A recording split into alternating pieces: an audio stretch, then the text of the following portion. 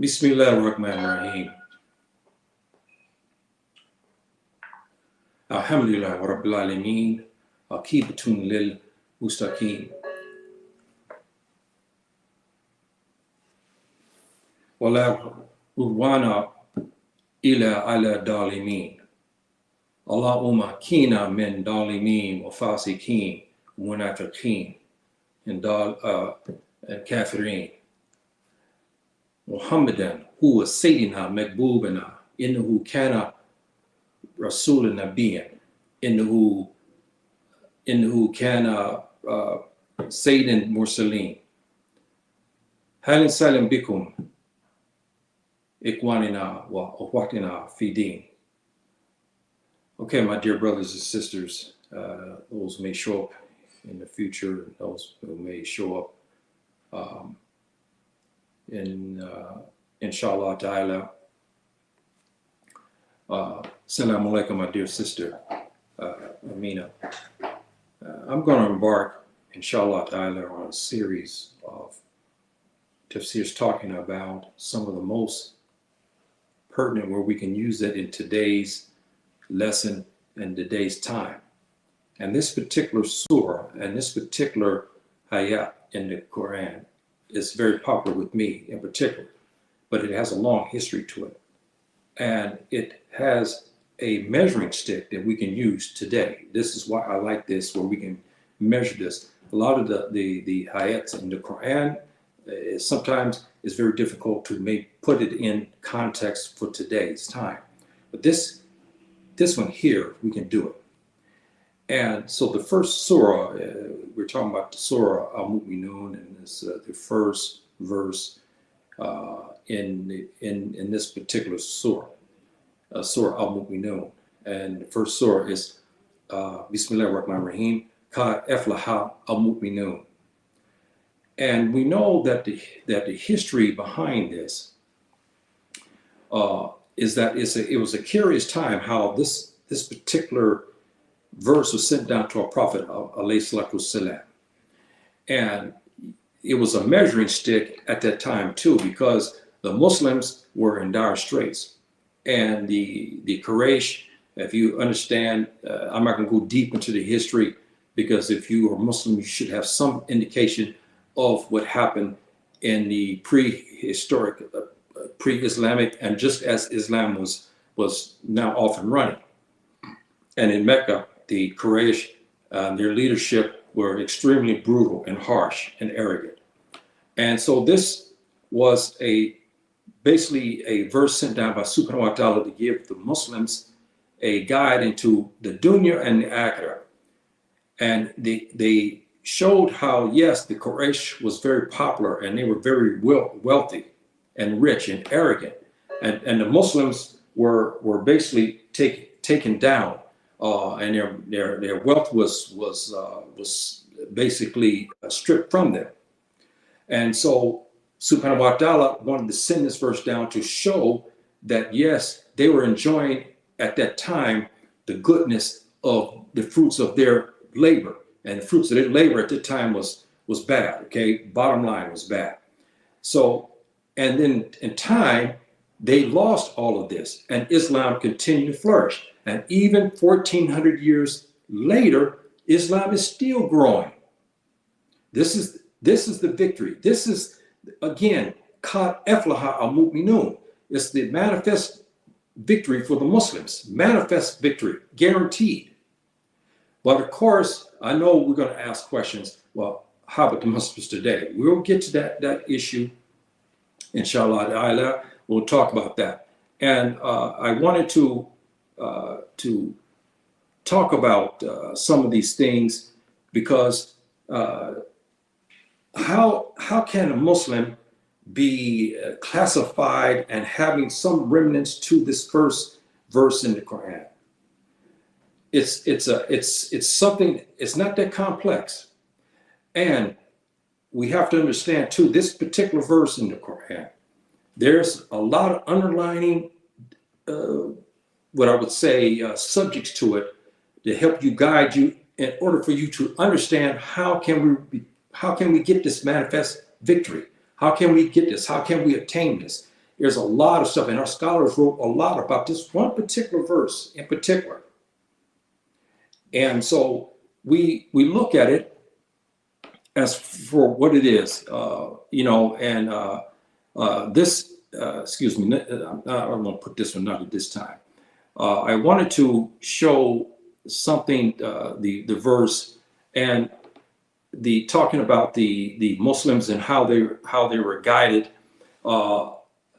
and how they accepted their plight at this time, and then they realized, that the victory was going to be assured, because as this verse came down, it assured the Muslims, and the victory did come because the Quraysh began to lose everything, and the Muslims became stronger and stronger, and the Quraysh and their leadership, many of them were killed in the first battle, and so they began to lose. And so this verse was right on target.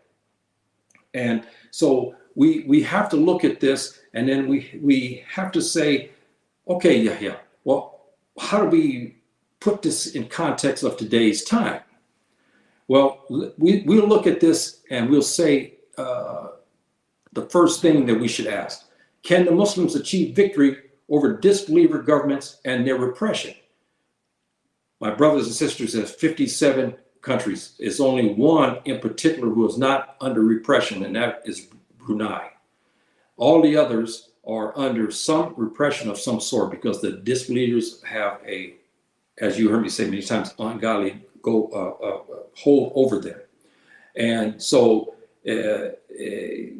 our victory in those states, as far as the Dunya goal, is not coming because of what is happening. And can the Muslims achieve victory over disbeliever governments? And they cannot at this time. They're too weak. They cannot. And so we look at this and we have to ask again the second question: why is the victory eluding Muslim states? In accordance to the Surah 23 verse 1, a victory is assured by this verse. It's assured to the Muslims, but the Muslims are not receiving this manifest victory. So we have to look at that and ask, what's going on here? Why is that? See, and we have to ask questions on what's happening. And then we have to ask another question to this: can Muslim states achieve victory using other laws that Allah, Ta'ala, didn't reveal? He did not reveal certain things that now the Muslim states are using. Can they achieve this victory using democratic ways and means, communist ways and means, mixed bag, some from the Sharia law, some from the Sharia, our Prophet, some from other types of whims and so forth and so on, and it's all mixed and jumbled together and made it into a government. And so can the Muslim states achieve these victories, or even Muslims in general, can they achieve these victories other than what Subhanahu wa Ta'ala has revealed? Those are questions that we have to ask one another. And I will say, to get this going, we cannot.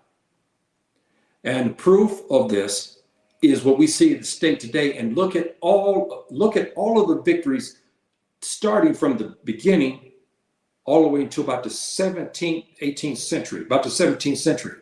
The Muslims under the Sharia, under the Sunnah of our Prophet, ﷺ, were victorious. Now, fast forward, the governments who banished that have been under tyranny, have been under basically colonized. They've been repressed and suppressed by that same enemy today because they left the Sharia. They left the Sunnah of our Prophet, ﷺ. And so therefore, we cannot achieve the victory. And the proof of this is because we see, if we look at the past, let's look here in Morocco. For instance, you look at the 5 great sultanates and the last sultanate is remaining here right now, and this is Alauin. And the 5 great sultanates that here in Morocco, why were they so powerful? They were running strictly by the Sharia and by the Sunnah of the Prophet, ﷺ. No doubt about that. And they were very, very successful in that, in their victory and how they maintained their power. And so, again, that is one of the proofs. And then the other thing too,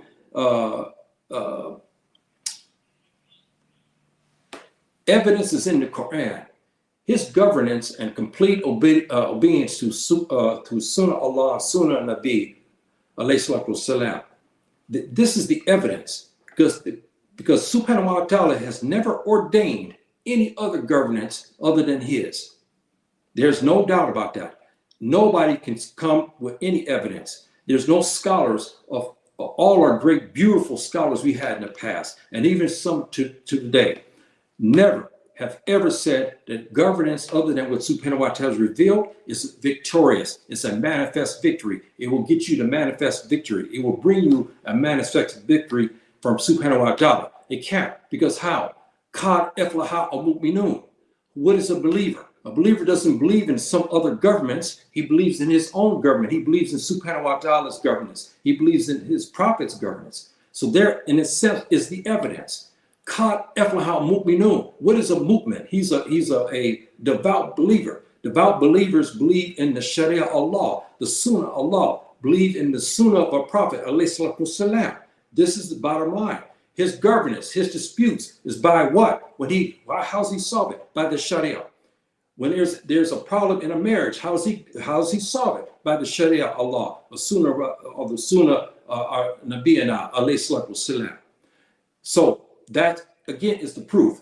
The hierarchy on how the economic and the banking system is solved, and there's problems in it. How? Through the Sharia and the Sunnah alayhi salatu wasalam, right? So again, all of this evidence is clear that no manifest victory can come about without these elements in it. And this is why we are mired in problems after problems after problems, because we have jumped away from Subhanahu wa Ta'ala's law and the law of our Prophet. Yes, we have some remnants of it. We have some remnants here. The family law is mainly of the Sharia and so forth and so on. But after that, it's gone. The banking systems are not. The other types of governance is not. There's some other things that go on that they may pick and choose here and there. But other than that, the Sharia Allah Ta'ala is not being used. And this is why we cannot have this manifest victory. And we also have problems in this area as well, where we have something and a proof. Someone will say, okay, yeah, I hear what you're saying. But did Subhanahu wa Ta'ala actually say that we have to use his governance? And if we don't use it, then what am I? If I don't use the Sharia Allah and the Sharia of our Prophet, what am I? Well, I have this here in English for you, and it's quite evident here in what Subhanahu wa Ta'ala said. This is in the Surah 5. This is the verse 44. Look what Subhanahu wa Ta'ala said, what he ordained. And check this, and you ask this question, now look at modern times. See if you see communist ways and means in there. See if you see Taoism in there. See if you see Hinduism is in there. See if you see Shintoism is in there. You don't see, or American governance. You see the French governance or the Spanish. No. It says, indeed, I revealed the Torah in its guidance and light. You see what he's saying here. This trumps our brothers and sisters who say that we don't like the Torah, we hate it, and we are against it, and so forth and so on. We're not against it because Subhanahu wa Ta'ala has told us that he revealed it. But they changed it. This is the argument that we have between each other now, that the Christians and Jews changed their books. Then he goes on and says the prophets, Moses, Aaron, Isaiah, judged by it, alayhi salatu wasalam jamia. Those who have submitted, those who were guided, the rulers and the scholars, they judged with what they were entrusted with. The book of Allah, and they were to witness. So did not fear the people, but fear me. So do not fear the people. Again, this is where we have today, we have Muslims everywhere. When you ask them about the Sharia, they'll tell you, I'm fearful. I cannot because I'm afraid of the Tubab. I'm afraid of the Chinese, I'm afraid over here that the modern Muslims will hate me if I want to follow the Sharia and the Sunnah of the Prophet and most things. I'll get in trouble. So I fear them. Subhanahu wa ta'ala says, don't fear the people, but fear me. And do not sell my verses for a little price. Again, he's telling you straight out, don't do these things. And selling verses, price. Again, the Tubab, the other disbelievers, they'll come who have power and they have money. And they say, look, I want you to vanish the Quran. Yes, you have it. Let people read it and memorize it. But you don't govern by it. And I'll pay you $1 million. And people take the money. We have brothers who are ruling, take this money. Whoever does not, now look what he says here. This is the proof. And whoever does not judge by what Allah has revealed, then they are disbelievers. My brothers and sisters, this is the proof of the argument of the manifest victory. Subhanahu wa ta'ala does not like the governance of other than what he's revealed. He did not reveal democratic ways and means. That was man-made. The communist ways and means, man-made. Taoism and all the other Shintoism and all these others and all other type of governance is man-made. Our brothers among the Jews and our brothers among the Christians changed their books. And we have confusion among them today. And we have, when you go to the Christians, you ask them, well, what are you following? He said, well, I follow the Bible. But then you said, well, but I'm looking at you eating a barbecue pork sandwich. And I see you drinking wine. You said, well, I follow the New Testament. I said, well, the Old Testament, you said you follow well, who vacated the laws of the Torah? Who vacated it? They say, oh, Jesus, Isa in Arabic and under the Quran, Isa, he did not vanish the laws. He said he was there. He said he was not there to change the law. He said he was there to enforce it. Now, Christians, you go look that up. He didn't say, I'm going to change the Torah. He said, I'm here to what? Enforce it. And this is what we're talking about, how the laws have been changed. And then our Jewish brothers created the Talmud, and then you know about that. I won't get deep into that. So this is why we have these problems. But again, if you don't govern by what Subhanahu wa ta'ala has revealed, basically you are a disbeliever. Now there's conditions to this, my brothers and sisters, under the Sharia.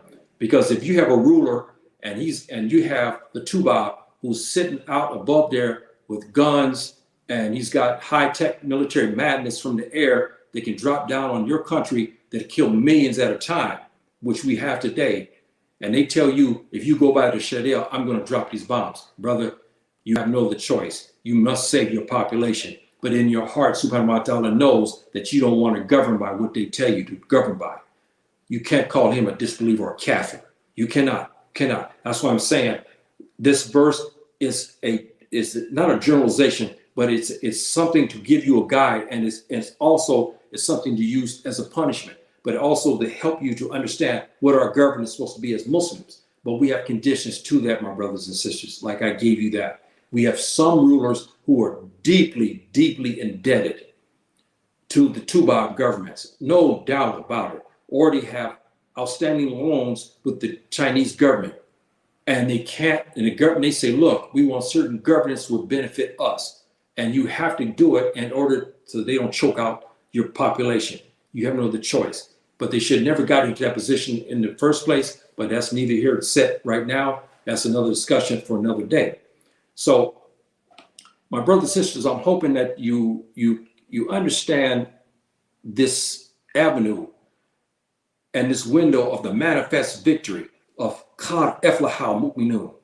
You, me, none of us can achieve it personally without this Sharia Allah. When the Sharia wa Nabi alayhi salatu salam cannot. We must have strict guidance. Now, some will say, well, hey man, I live in the United States and I see CNN and NSBC and I see all these other BBC. I see everybody's talking about if you follow what Subhanahu wa ta'ala is revealed, you now called a terrorist. Well, my brothers and sisters, that's the decision here. I'm not judging anybody. You have to make that decision. If you want to remove your beard because of the Tubab and the Tubab governments, that's you know, I have nothing to say to you about that. You know what the rulings are. If you're supposed to rule by the governance of Allah and you want to do something else, it's on you. I'm not here to judge you for that. This is not the class for that. But I'm mentioning these things because I want to help us to gain knowledge and to gain good knowledge of our religion, because we should. Our religion is just not making prayer and making song and saying that we're Muslims. It's education. That's a requirement as a Muslim, is to be educated until the time of your death. You must achieve education in order to be well-rounded and gain that wisdom. You must have this. Our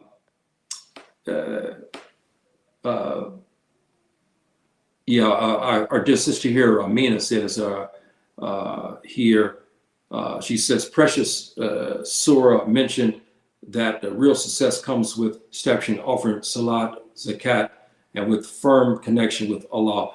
This is true, and there's a whole combination of this as I start to get into this.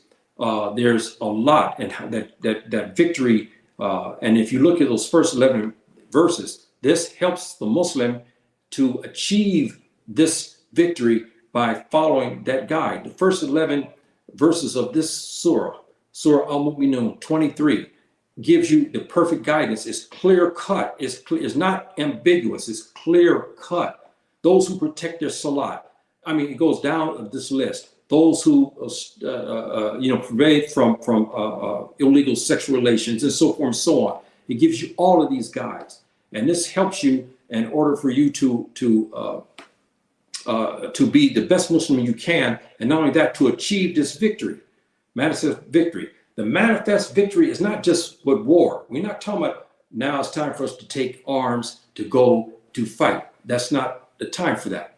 We don't have that. And if you saw my class before on a subject like this, this is a deep subject, and you have to have the approval of the imam of the country, the leader of the country. He must give the approval. You just can't go do something on your own.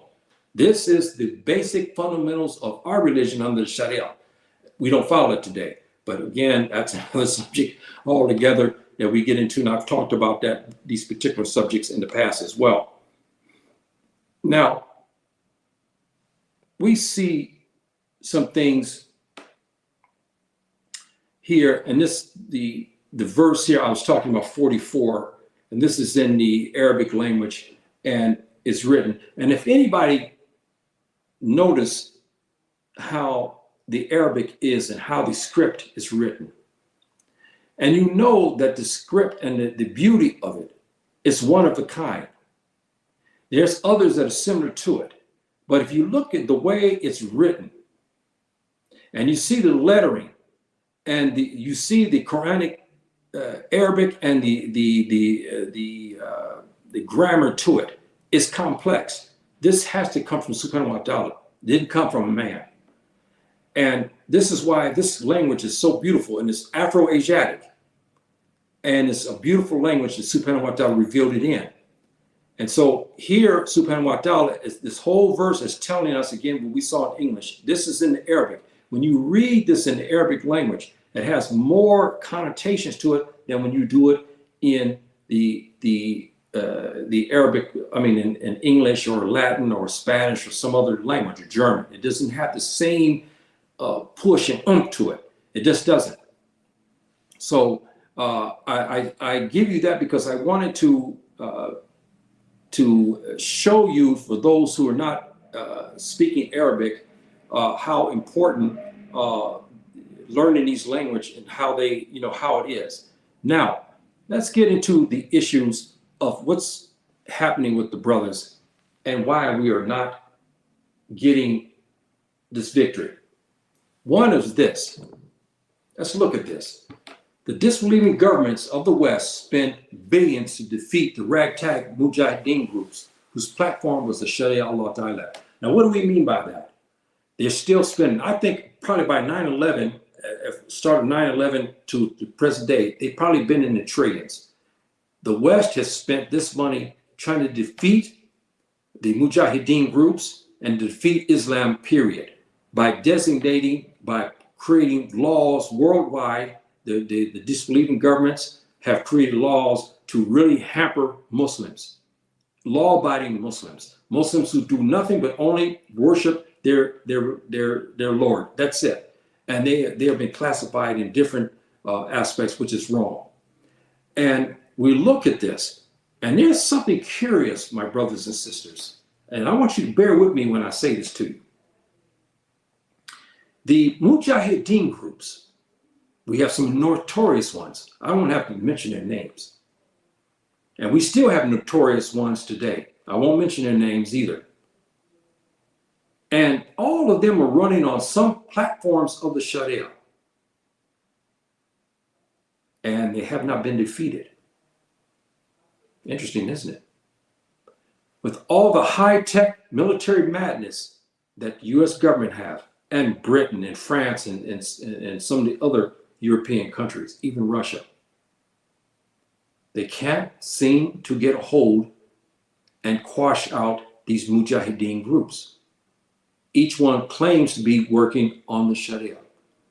Now, let me give you, I'll preface this by saying this. I'm not in support of these groups because anyone heard me talk about these groups in the past. I have some problems with them as far as their Al-Qaeda, and there's the other formidable issue that we always have to mention is who gave the authority for them to join the group. This is something that we have to always remember. Who gave the authority? Was the imam of the country? No, it was not. So who gave? It was a fatwa from whom? Which body who gave this particular fatwa? See, this is some of the things why I explained to you, my brothers and sisters, we go half-cocked into something. We leave Compton, we go join one of these groups in Syria. Half-cocked. Don't understand what's going on. We leave and we come and we don't have no fatwa, we have no paperwork. We go to join the groups. Even though you may mean well, but then you go there and you find out that they're not what they say they are, and you get killed for it. And that's a judgment between you and Subhanahu wa Ta'ala, how he's going to judge you about that. But if you understand your deen, you wouldn't go. Because one, you should have some paperwork in your hand giving you authority to join such a jihad. And 99.9% of them don't have this paperwork. They just went on their own. I'm not saying they don't have grievances. Yes, all Muslims have grievances where they at. They have grievances today. There's poorness, there's mistreatment, there's persecution and so forth. Yes, it's everywhere. But our Prophet ﷺ gave us rules that we must follow, even though in wake of those things. And so we have to be very careful. You know, so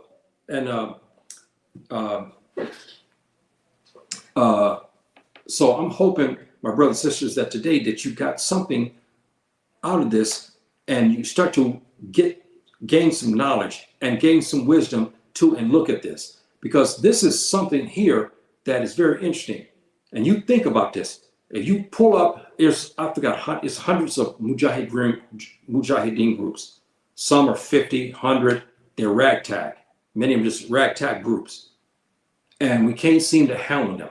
We can't defeat them. And the most notorious one, you know what happened in Syria and Iraq, where they almost took over Iraq. How many years did it take the Americans to defeat them? And they couldn't do it alone. And even President Obama said that. They could not deal with them alone anymore. They had to have all these governments to spend their money and send soldiers there to defeat a ragtag, which I can't say they were ragtag because they became, I think it was 100,000 they had now. And they were a formidable force, but they were defeated for a while, and now they have reared back up again. What was their governance? They said they were using the Sharia. So I wanted to make a point to show you that even the people who are making errors like this are still having a hard time being defeated. Let's look at the Sahel in West Africa. We have groups now fighting all through there. It's hard to get a hold of them. And again, their platform is the Sharia. See, so I'm trying to give a point to show you the Sharia is not a force where it's anti-people. It is not. It's a way of life, and it's what the Muslims are supposed to be governed by. But again, we have rules that we must abide by. If I live in Burkina Faso, for instance, I know what's happening there. We know the corruption and so forth. I'm not here to cast stones at anybody over there. We know what's going on over there. Okay, you don't like it. So you get a bunch of Mujahideen to go out and now to the desert. And what do? They begin to do what? Kill and kidnap. Is this the Sharia? No, it is not. Who gave them the authority to go to the desert to form this group? Was it the imam of the country? No. Did they receive a fatwa from a reliable source? No, they did not. This is why I'm giving you both sides, my brothers and sisters, again, for your knowledge. Why you must be careful never to support these groups. The Mujahideen group that will come forward in time, if we are still alive, which I don't believe I will be, maybe my grandchildren will see it. We do not know when it's going to come. When this group comes, our Prophet ﷺ described them. When these people come, you're going to join that, because they will have the manifest victory, and they will be under the Sharia. And they will not hide this, and they'll be under the Sharia, and they'll be doing right under the Sharia. So this is what we have to wait for. We're not at that point right now, my brothers and sisters. It's a deadly path if you go to these groups as we speak today. Stay away from them. That's my advice to you. Stay away from them. Okay, now we're going to get into a subject too that a lot of Muslims, they don't like to hear this, because the manifest victory, because we have confusion again. We have Muslims who go to do what? Do this here. A Muslim who fights for the disbelievers, enforcing their laws and dies. Is he a martyr? No, he is not. Again, my brothers and sisters, افلح المؤمنون. The movement doesn't join disbelievers to go enforce their laws, go put on their uniform, to go fight Muslims and then go kill them on their command. He is not a movement, and he's a questionable Muslim, because this is from the waqit,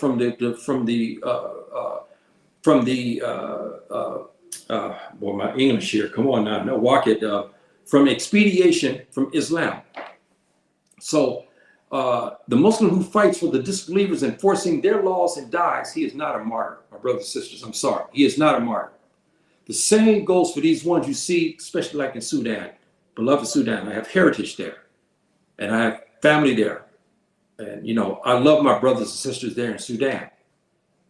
But the turn that you see them doing now, you look at CNN and these other, especially the Al Jazeera Arabic, they covered it pretty well. They always take them to the streets. Look at the signs they put up there now. And many of them are written in English.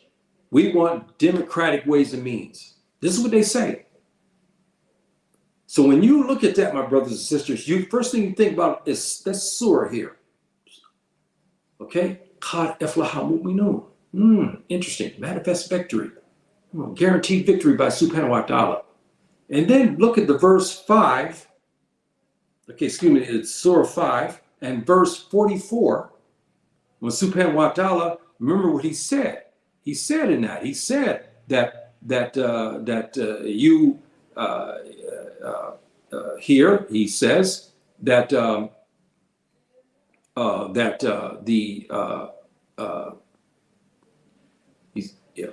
he says here, if you do not do and do you not govern by what he has revealed, you are a disbeliever.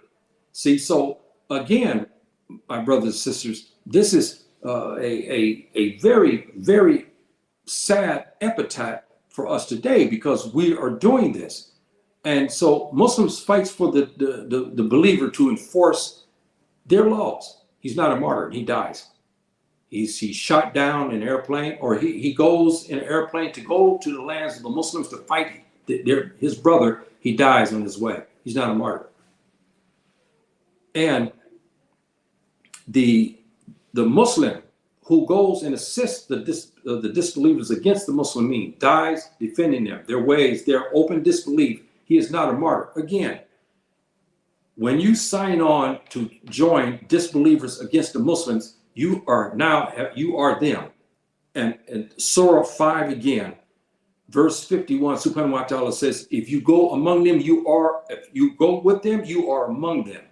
This is the expedition that subhanahu wa ta'ala is given against the Muslims who go against against his teachings and go fight his brother for no reason. Now, let me give you some preface. I know you say, well, yeah, we have treaties and we have this. Yes. And this is a different situation in itself. But in the context that we have today, these treaties are not worth nothing because we're not following the Sharia. We have two Bab governments who are running many of the armies today. They are advisors. That's not in the Sharia. And they run and they give instructions to our armies to tell them what to do. And let's face it, we must be honest here. The armies of our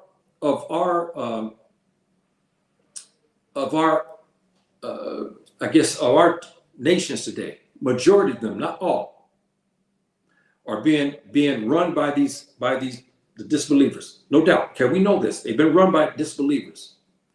And this is where we have the problem that we have today. And when we enforce their laws. And so the other issue to this is the Muslim who gains wealth and material possessions due to such treachery. His victory is not manifested. Again, the two Bab governments in particular come to the Muslim states and they begin to spend the money, throwing the money out. And we have Muslims who one day had nothing to use the bathroom in, now suddenly have mansions running all over the place and a fat bank account in Switzerland for his treachery. Because he's obeying and gave money for his treachery to fight against his own population and to fight against the Muslims everywhere.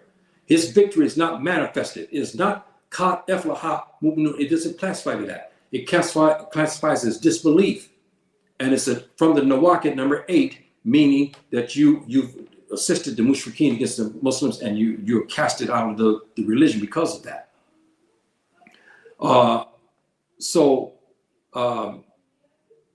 We look at this and we have to say, it is clear that a manifest victory for Muslims must be in conjunction with the Quran and the Sunnah, brothers and sisters, and Islam.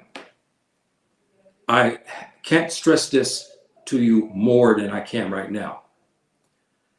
There is no victory for you personally or for our brothers and sisters without the Quran and the Sunnah.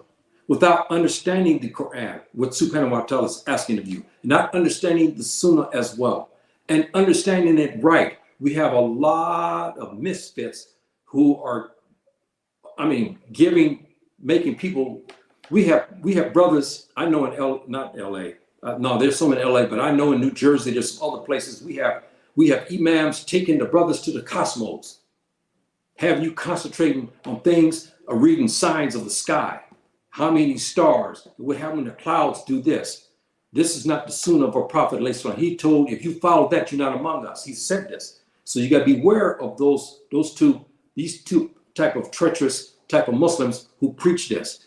You have to try to take, again, by the sunnah. What did our Prophet say, my brothers and sisters? He said, after me, you learn from the three favorite generations.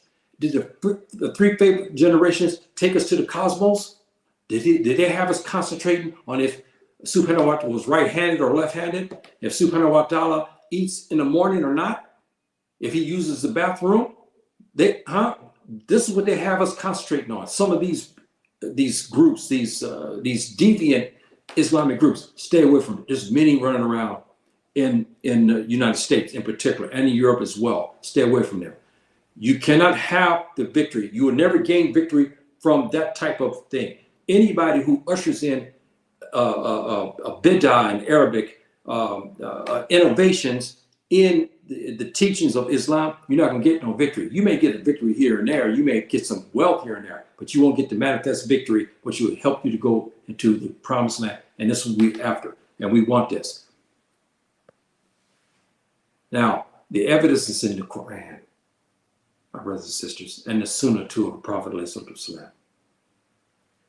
You must have governance and complete obedience to what? The Sunnah of Allah and Sunnah of the Nabi, alayhi salatu salam. You've got to have that, my brothers and sisters. And since our governments in the Muslim states, in the 50s, basically maybe about 53, 54 of them don't want to do this, we are lacking, we are hurting, and subhanahu wa ta'ala has not given us this victory. And I have to say something that's very hurtful, but it is true. The armies that we have today in Africa, period, are designed to kill black and brown faces. They're not designed to go after disbelievers who are tuba. They're given money to build armies to fight other Arabs. They're given money to West African states to fight what? Other Africans, black Africans. Afro-Arabs are given money to fight one another. And all the while, the disbelieving governments that subhanahu wa ta'ala said you should be against is sitting back, pumping and flaming the fire. This is what we have today, my brothers and sisters, and it's wrong, and it's hurting us, and it's not right. And so if we don't stop this, we will continue. But what is our saving grace? What is the saving grace, my brothers and sisters? Is our Prophet ﷺ said there will come a time where the whole world will be under Islamic rule. It's coming. Because if you look at the rate of conversions everywhere, United States, Canada, Asia, Europe, I mean, it's staggering. I believe Africa now is 60% Muslim. It's coming slowly. And what's going to happen in time, we know that the right governance under Allah will take place. And you'll see prosperity that you did not see before. Perhaps not in our lifetime. Probably, most likely not mine. So it's coming, my brothers and sisters. And we pray for those who witness this, and we pray for those to get benefit from it. Inshallah ta'ala. And so we see again this beautiful verse, Surah 23, verse 1. And the second verse is also related to that. And the second verse in this also talks about the Salah. And there's another verse after this. It talks about the Salah prayer. And so, again, that's in part of the whole umbrella of the manifest victory is here. And are you, my dear brother, among these people here?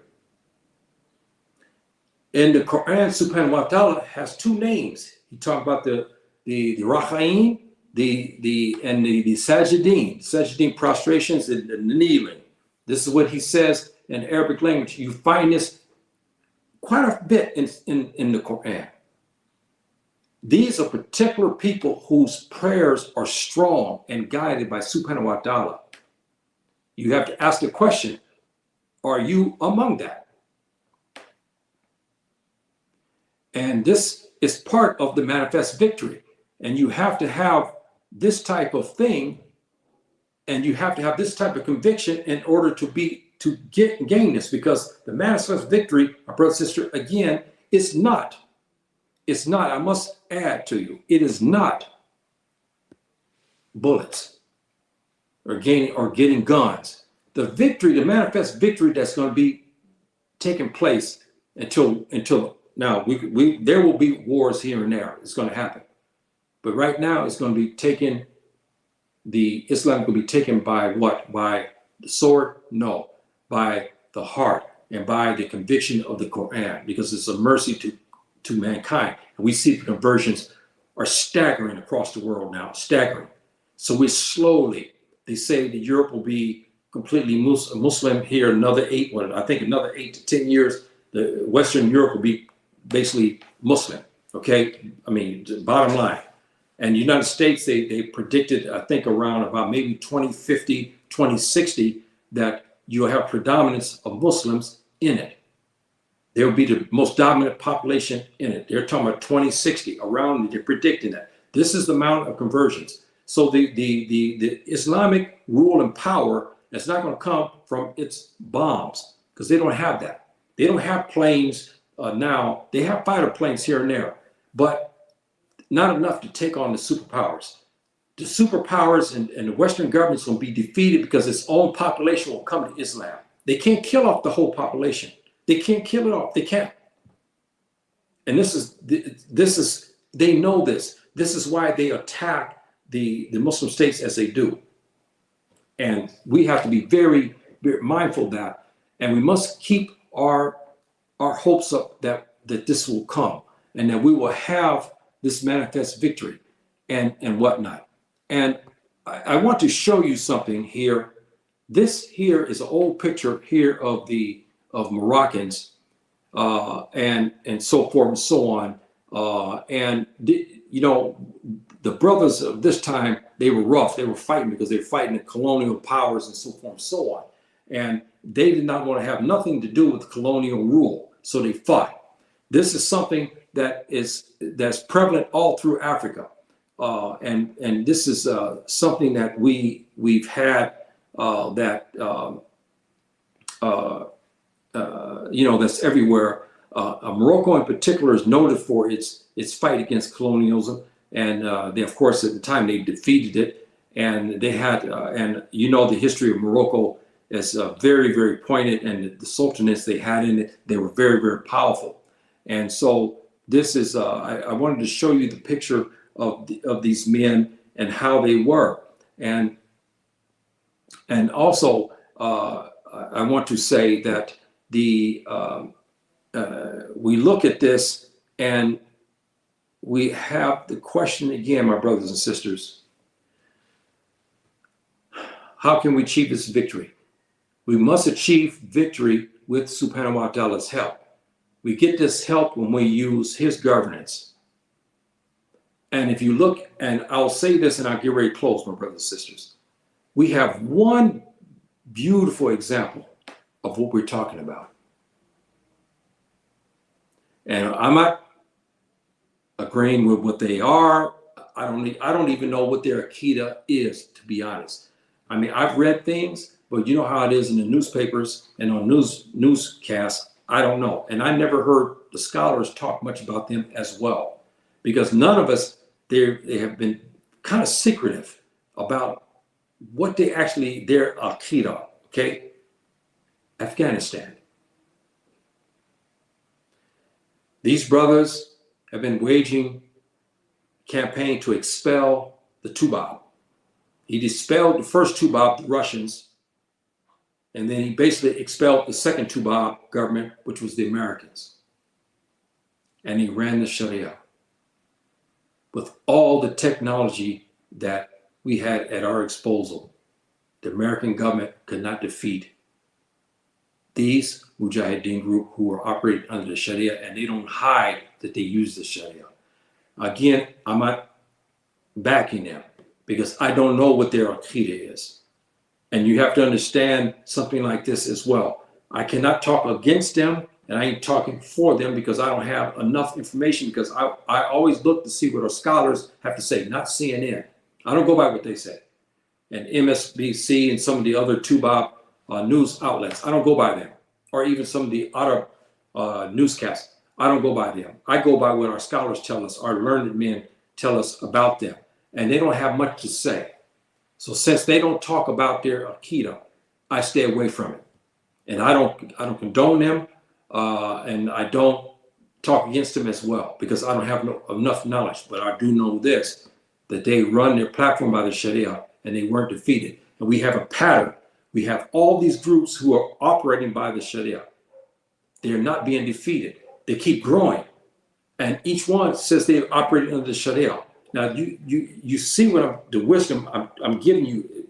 You see what I'm talking about. The minute, even though they are error in their ways, but they are still adopting enough of the Sharia that they're having something that's protecting them to a degree. Now, again, in the Sahel, we have a lot of stuff that's going on, and as you know, I do not like it. Now, I've talked because the kidnapping and killing innocents is not what we're supposed to do as Muslims. That's not ordained. It is not. You know what Subhanahu wa ta'ala says in the Quran. You know what our prophet said about that as well.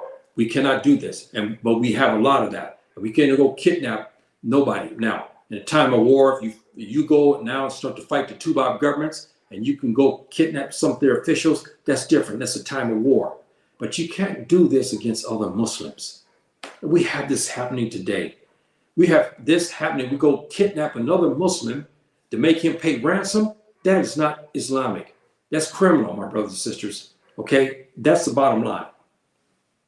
So, افلح المؤمنون. You think about that, my brothers and sisters. You think about how Subhanahu wa ta'ala revealed this, the time of the Quraysh at the beginning of this, how wealthy and powerful they were, and now they were taken down.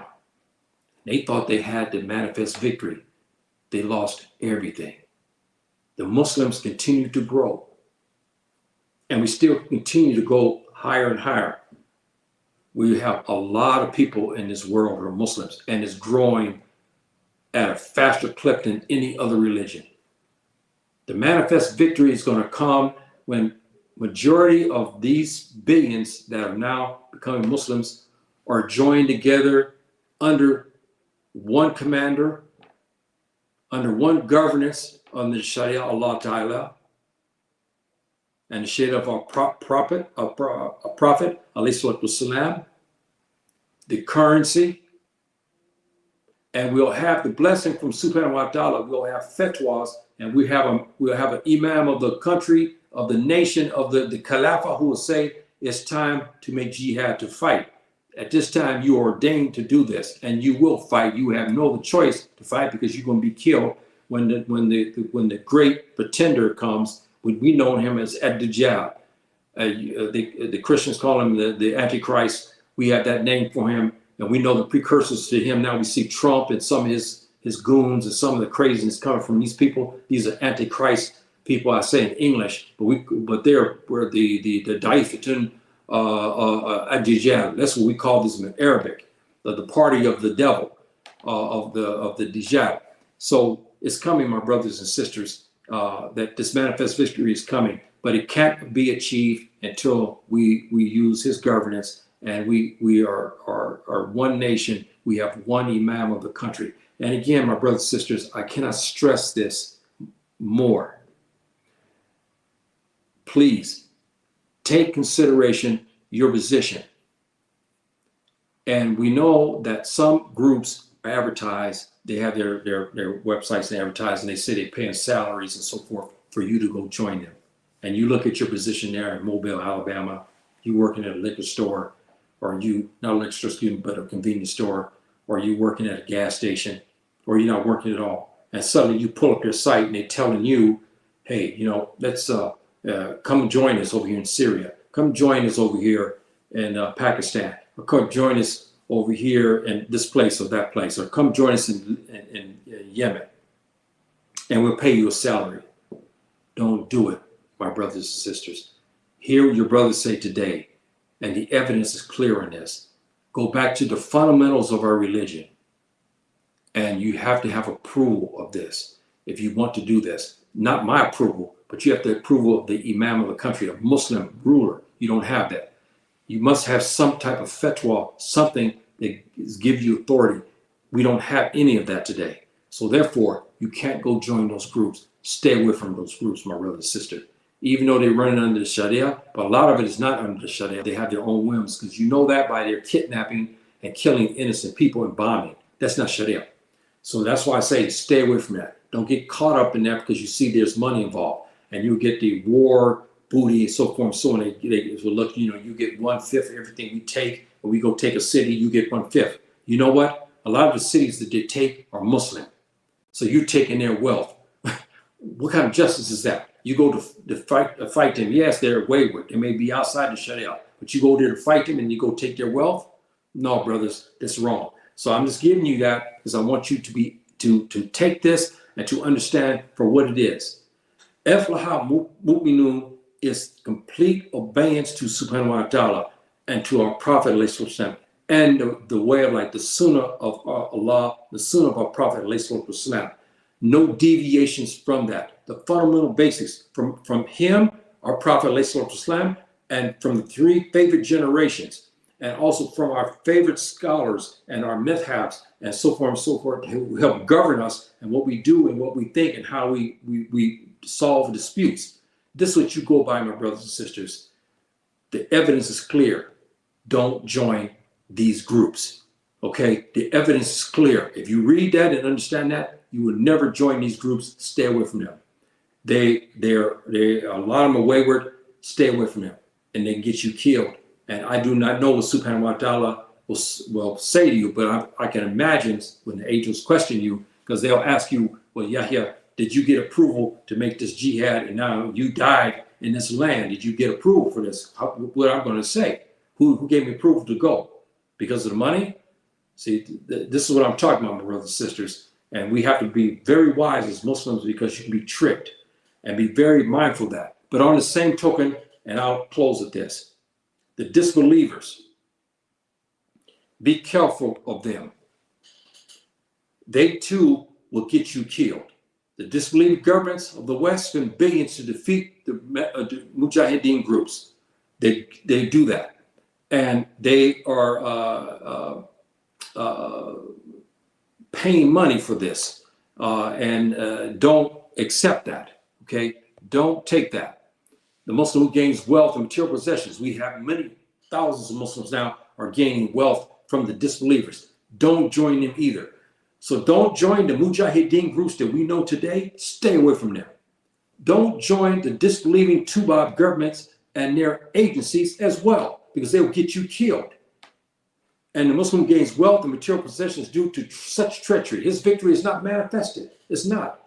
The wealth that you gain from that is haram. It's not, it can't be cleansed, because you are now joining something that's against the Sharia. You get against subhanahu wa ta'ala. And against Surah 5 and verse 44, remember what he says, if you don't govern by, and you don't rule by, you don't act by what he has revealed, then you're a disbeliever. He puts that in there to tell you to stay away from both of those groups, the Mujahideen groups and the disbelieving governments, the Tubab governments in Europe and so forth, and Asia, whatever governments outside of Islam. Stay away from them, even if you can gain wealth from them, my brothers and sisters. Because the food that you put on the table is haram. It's forbidden. And you will not gain any barakah from subhanahu wa ta'ala because of that. You just will not. So again, stay away from the Mujahideen groups and stay from the disbelieving governments and their agencies who are hiring Muslims to go after other Muslims. You die in either one of these states, it's a question about if you die as a martyr or not. Not the second one, the disbelieving governments. No, you go join them and you fight and you get killed.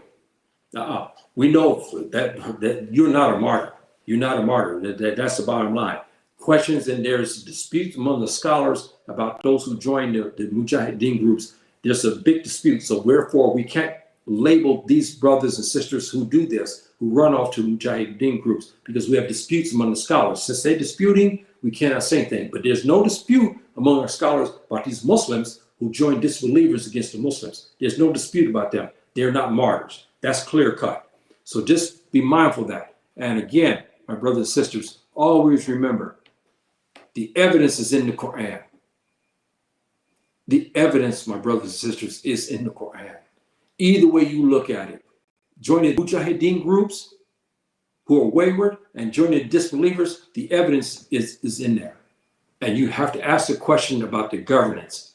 And if this is on the Sunnah, you have to ask that. And you have to understand their Aqidah before you do anything. The evidence is in the Quran.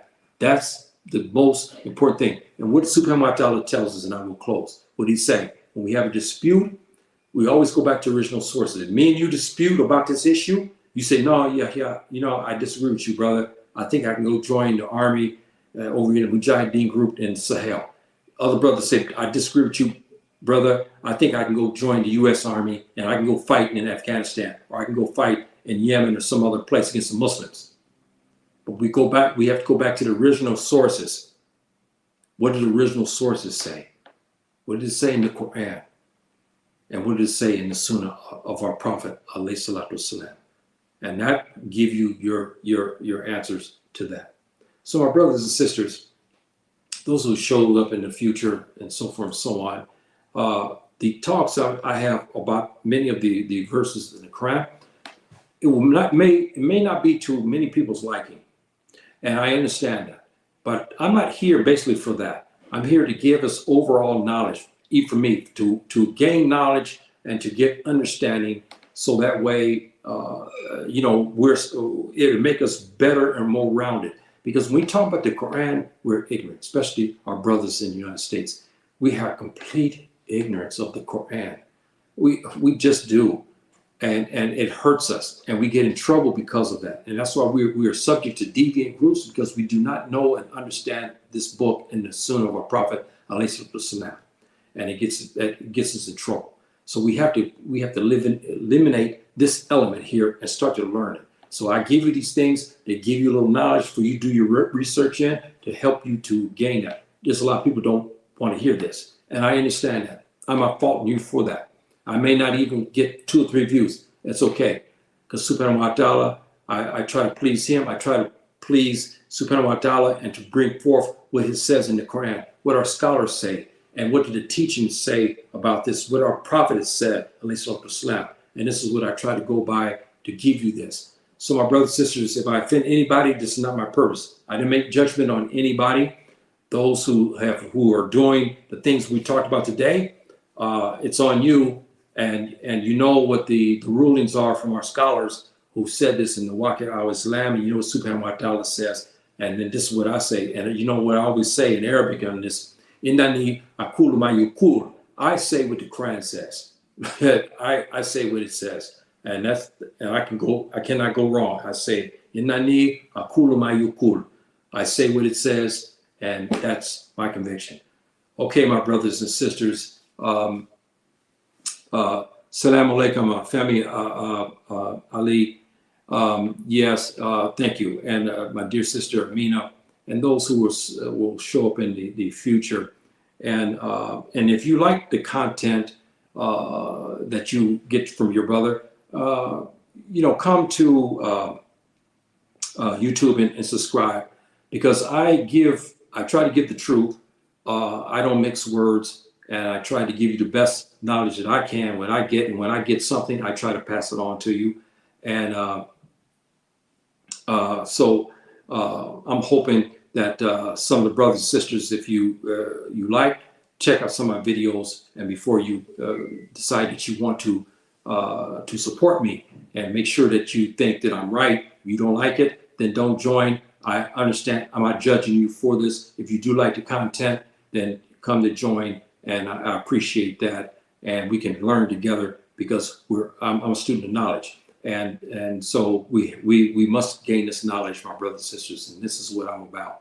So my brothers and sisters, thank you for showing up today, and those in the future, and I'll leave you with the beautiful words of Jannah.